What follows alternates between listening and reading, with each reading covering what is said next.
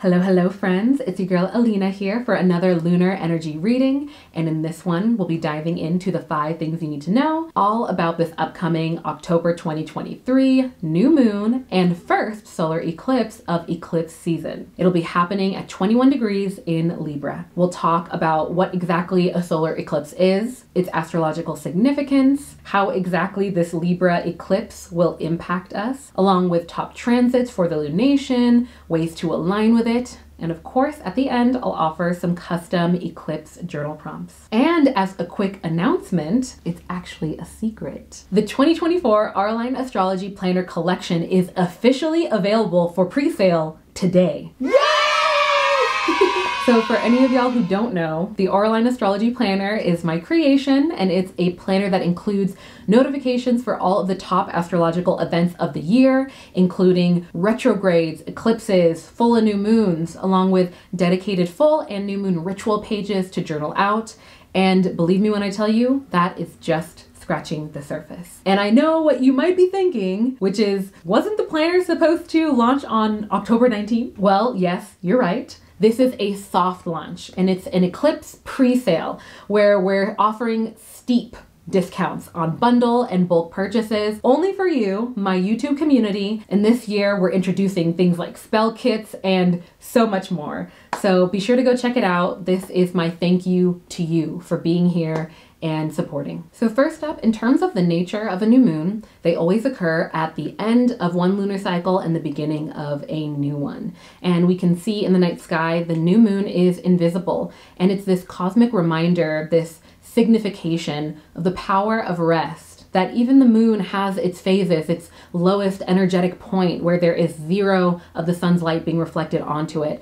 And in that same way, so too can we be in a state of rest, reflection, and embracing our own lower energy when we have it, as it is an integral part of the ebbs and flows of life, and it's a part of the process of existence. We can't be going all the time. New moons are also a powerful time for intention setting, as it's seen as a cosmic new chapter for the moon, in the same way that it can be a new chapter for us if we choose to do so. And it's the intentions that we tend to set around the time of a new moon that as we see that the light builds on the moon's surface, so too can the momentum around the intention set around this time also build. This is actually why in the Auralign Astrology Planners, in the dedicated new moon ritual pages, there are areas for you to plan out, reflect, and sort of build your plan for your next steps during the lunar phase. Now, with that said, we also see that this will be a solar eclipse. Now, solar eclipses always occur during new moons, and they're considered to be amplified versions of new moons, often sparking deeper rooted callings for change and shifts for a new chapter. And with this eclipse occurring in the Venus-ruled, relationship-centered sign of Libra, there is this collective emphasis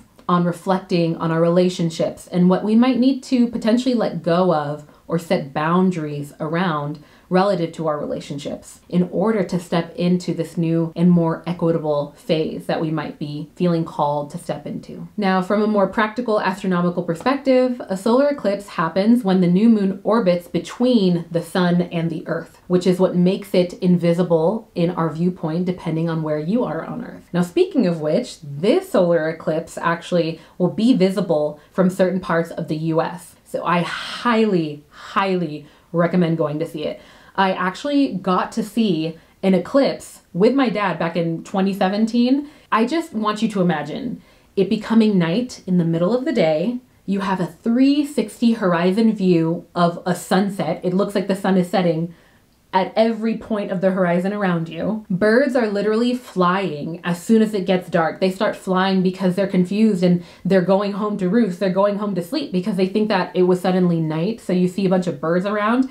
You also hear gasping and screams of just shock and awe at the most visually stunning astrological event that you can visibly see as a human being in your lifetime. Like, there's no other way to describe it. I'm not even exaggerating. Like, it's incredible. So all that to say, this is a penumbral solar eclipse, so it's not a full solar eclipse, so it's not going to be exactly like the full solar eclipse in 2017. There's actually going to be a full solar eclipse in a few years, but this one will still be visibly striking. And all I will say is just be sure to wear your protective glasses because, yeah, gotta protect your eyes. Now, getting back on track, with that said, Libra new moons can tend to offer us strong support when it comes to community and connecting together in collaboration or even some types of reconciliation. It can tend to bring heightened callings for rest, relaxation, intellectual stimulation, and sometimes even a little bit of gossip in respects to socializing or researching things. At this time, we may enter into new partnerships, new relationships, new commitments, and we can tend to be more enthusiastic in our negotiations or sense of diplomacy. Overall, this Libra eclipse and new moon, it can be a very powerful time for just finding clarity around the state of our relationships, what we love about them, what we might have been feeling calls or nudges from the universe to grow within, as this eclipse, specifically solar eclipses, are very, very powerful new moons for creating a fresh start. And before we create a fresh start, we kind of want to have things in order or reflect on how we were operating before, so that when we take that step forward, we can step forward in confidence with that deeper level of self-awareness. All right, in terms of transits around the time of this new moon, first up, on October 8th, leading up to it, we see that Venus, the depositor of this new moon, will be entering the sign of Virgo. So if you're looking for any insights relative to relationships, especially with this new moon being very relationship oriented like I just described, considering that it's also in the sign of Libra, which is ruled by Venus, this transit is definitely a powerful one. So as many of you already know, Venus is the planet of love and relationships, and it's entering the very grounded, practical, and action-oriented sign of Virgo. Now, this is a type of transit that will be subtly ushering in a season on a collective level that has the overall theme of actions being louder than words when it comes to relationships. So if Venus was offering extra energetic support to a specific love language, it would definitely be acts of service. Now, Venus in Virgo can also be a very powerful season for pouring into and nourishing the body. And Virgo is all about physical health and practicality. So again, tying into this Libra, new moon, eclipse, new chapter theme, where we're being called to reflect on the past, let go of what might be holding us back to step into a new chapter. If we're feeling called to do that right now, by the way, only do what you're feeling called to do. We also see that Venus, the depositor of this new moon, one of the most impactful planets at the time of this new moon because it rules over Libra, seeing that it will be in the sign of Virgo at this time, the sign that is about practicality and action-oriented mindset and things like that, and getting things together in a lot of ways, there will likely be a collective feeling and a collective energetic support around taking practical, structured steps in the direction that we're being called to go down. Next, on October 10th,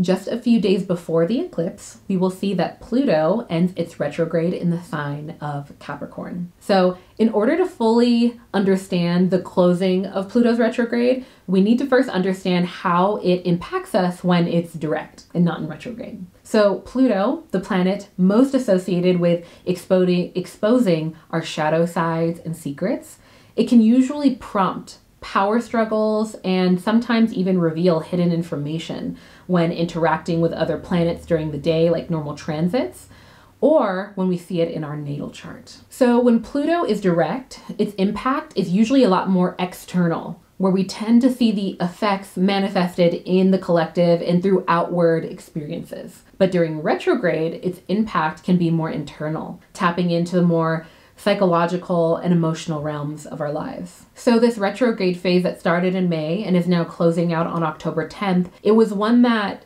urged us to have more introspection and to confront or amend any sort of toxic or maladaptive behaviors, and fostering a desire for personal growth and healing. And again, I will say that with Pluto, it's important to remember that it's an outer planet and it moves very slowly relative to us. So its internal and external effects on us can oftentimes be barely noticeable, but at the close of this retrograde, it can be nice to just pause and reflect on anything that we might have noticed over the course of May to now, and just take some notes of anything that we might have learned along the way. All right, and finally, in terms of transits, we have Mars trining Saturn at the time of this eclipse. So with this type of transit, there can be this collective inner fire or inspiration to be in action and take aligned steps toward our inner compass with a lot less of a pull for distractions. So at this time, there's this energetic support around all things strength, flexing our inner strength and self-control, as well as literal strength through literal physical activity, if you feel called to do so, like getting involved in things like sports or working out. And this is because we see that Mars, the planet of inner drive and assertiveness, is having a very mutually supportive trine aspect with Saturn, the planet of maturity, order, and self-control. So when they come together in a trine, which is an aspect that indicates easy flowing and oftentimes lucky energy between the astral bodies involved, this is the type of transit that amplifies opportunities, fortune, and even things like inner innate creativity coming to the surface, all in relation to aspects of our lives that Mars and Saturn influence. So during this eclipse, 5 days leading up to and following it, we're being offered a very supportive environment for confidently stepping into our power, finally leaning into levels of self-control in order to take aligned steps towards the person that we're being called to grow into, that being that Saturn energy, and enjoying the concept of healthy discomfort. Now, I don't know if y'all have heard of this concept of healthy discomfort, but I love it. I actually learned about it recently, and it's so inspiring to me. So healthy discomfort basically describes actions or experiences that we go through or things that we do that are uncomfortable at the moment, but they're healthy for us because they support our inner growth or development or health. And I feel like this is a great transit to talk about it. So healthy discomfort basically describes actions and environments that cause discomfort, but help us to grow in a healthy way. So examples of this can be things like working out. It's uncomfortable at first, obviously, but that discomfort supports our physical health. Or another example could be having a difficult conversation with a loved one. It's uncomfortable, but it helps us grow and it helps to support and foster a healthy relationship. Or at the very least, it helps you to get clarity for where you stand in that relationship or dynamic so that you can take healthy steps in the direction where you do feel good. And all of that to say, all of these things really encapsulate this Mars trining Saturn aspect and how we can align with it if we feel called to do so. And by the way, if you've made it this far in the video, I want to remind y'all about the Auralign sale. So be sure to go check it out. And I'm telling you, the bundle deals, we're not going to be doing this percentage off for a long time. This is really a love letter to you as a customer. If you've been a customer in the past or you've been somebody who you want to get a certain planner and it's sold out, we're doing this to give you the opportunity to get what you want and secure it at a good deal. So yeah, I'm not good at marketing. I'm learning. All right. In terms of aligning with this new moon and eclipse energy, seeing that this very relationship-centered lunation is happening in connection with the South Node, it's really bringing in themes of letting go in order to step into a new chapter for this new moon. So reflecting on any ideologies, mindsets, beliefs, people, or environments that we might have grown out of or we feel ready to grow out of, in order to embody and co-create the relationship or partnership or collaborative dynamic that we wish to have, will definitely be very helpful at this time. I'll also offer you some journal prompts to kind of help you get into that mindset and get clear on those things. Now, in terms of a new moon ritual, setting intentions around or reflecting on lessons from the past and intentions for existing and future relationships can be helpful. Now, this can be in terms of work, friendships, acquaintances, and any of our community as a whole. So not just romantic, but you can definitely put some energy into that around this time. All right, and finally, let's dive into these eclipse journal prompts. So what I will do is I will read out the prompts. You'll see it on the screen. They'll also be in the video description. And so as I read them, I invite you to pause the video, write them out, and at the end, we'll come back. If you have your Auralign astrology planner, you can go ahead and flip over to the dedicated eclipse new moon in Libra journal prompt area so you can fill it out there and we can just write together. How do you think your loved ones would describe the nature of their relationship or friendship with you? How does that make you feel? What does your ideal relationship, friendship, or collaborative environment look like to you? What might be hindering and what is supporting this being your reality now? When was the last time you experienced healthy discomfort? Why did it end up being healthy for you? And finally, moving into this new lunar cycle, do you have any new or existing intentions or goals? These are intentions or goals that can be aligned with rest, personal or professional endeavors. All right, friends, if you made it to the end of this video, I invite you to comment 3 heart emojis because the root of all connection has to do with love, and not always romantic love, but platonic. That connection that we have with one another is something deeper than can be fully described in this moment. I don't know, but Libra really impacts that. It's ruled by Venus, and so this is really an eclipse all around love. And real quick, just to explain what's going on with the planners, because I know that it's unexpected that we're doing this pre-sale. I literally had this idea a week ago that one of the problems that happens when I release the planners is that sometimes certain colors can get sold out faster than anticipated. And I'm introducing some new colors this year, and I just want to make sure that you, the viewer, the type of person who watches this video right when it comes out, and also the type of person that might have signed up for the email list, you guys are the 2 groups that I wanted to prioritize with making sure that you had access and notifications about the launch first.